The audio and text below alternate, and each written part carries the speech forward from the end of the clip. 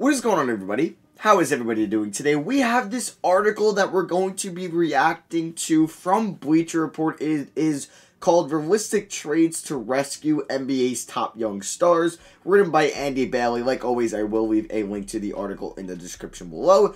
And I don't really know who's going to be in here, so we're going to go through it. I'm guessing maybe Luka and Zion are both going to be in here. There's that whole thing that The Athletic came out today that apparently Luka Doncic is unhappy with somebody that's an executive. I don't know. We don't know who that is. It could be Donnie Nelson, the GM. It could be anybody. But most likely people are going to turn this the wrong way and spin it like Luka's going to get a trade. No. He's going to get his 4 or 5 year max rookie extension. And then, okay, maybe he'll request a trade in 5 years from now or 3 years from now, possibly. But he's not going anywhere right now. But I think I might be doing a rebuild just off it, just for fun, because it'd be just a scenario we would never even think of. But now there's this article. But we can just get into this today. I'll let them know if I agree or disagree, or I think the team should go in a different direction. So, first trade we have is Zion get some floor spacing. Okay, who do they pick up? Kristaps for Bledsoe and Steven Adams.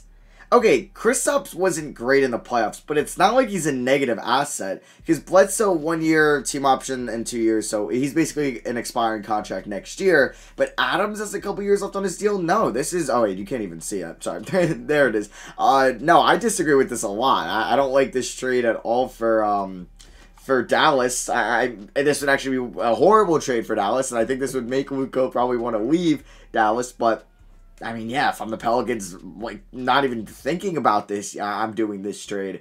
I'd probably look for more of a floor spacing. Well, I mean, you have Ingram and Lonzo, two good shooters. I mean, we'll see if Noah will develop or Kyra Lewis. So, yeah, going out and getting a stretch 5, that's why everybody thinks that they should maybe go out and get Miles Turner. But for Kristaps Porzingis, it's going to cost you a lot more than Adams and Bledsoe. Cue the Kristaps Porzingis.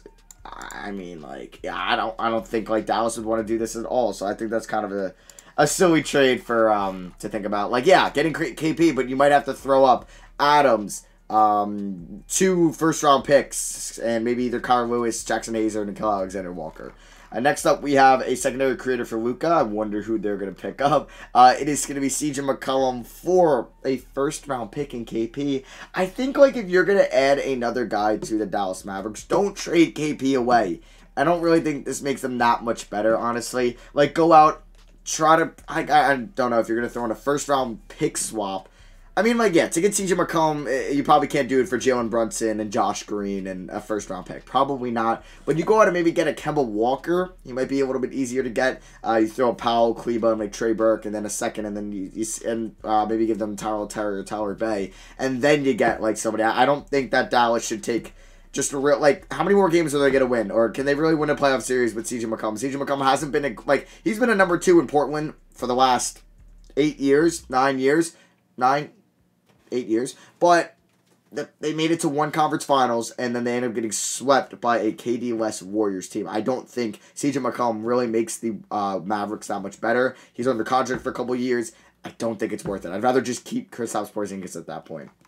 So these first 2 trades, not a huge fan of.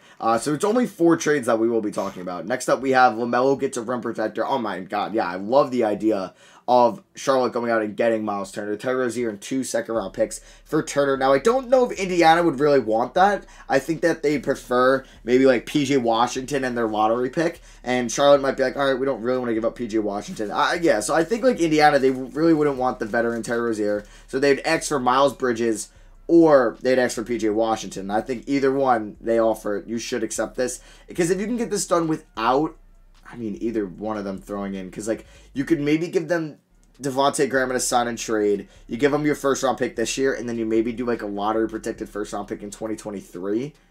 I mean, because then you got P.J. Washington and Miles Turner, because then you could roll out, like, LaMelo, Rozier, Bridges, Washington, Turner. I can get behind that, definitely. I just don't know if I would want to give up Terry Rozier, who is... Oh, no. I forgot they have Gordon Hayward.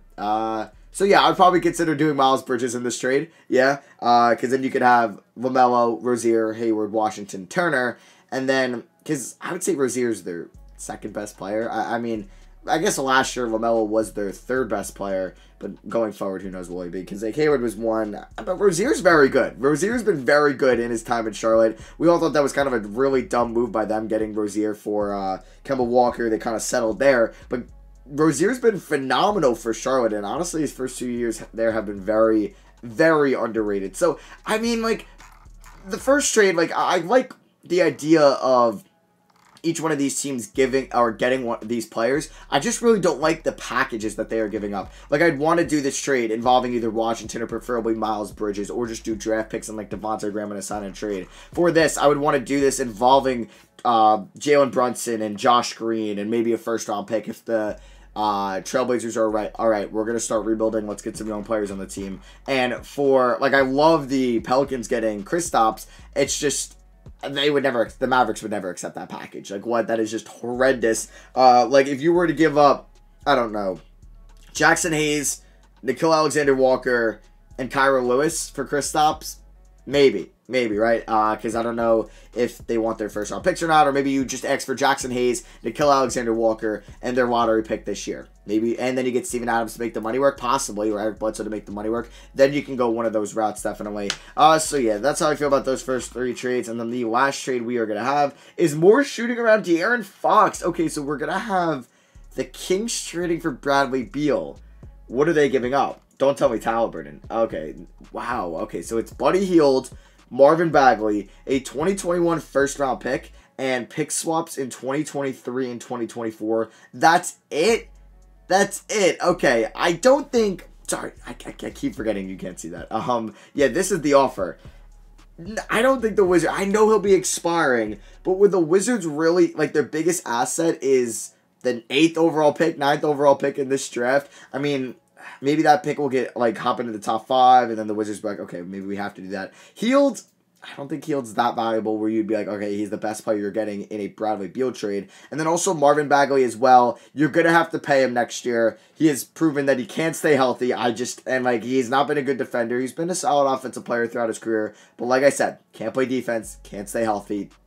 You're really not going to find a spot in the league at all. So I honestly think each one of these trades, like, that much probably won't get you Bradley Beal. You'd have to give up more, I think. I think, right?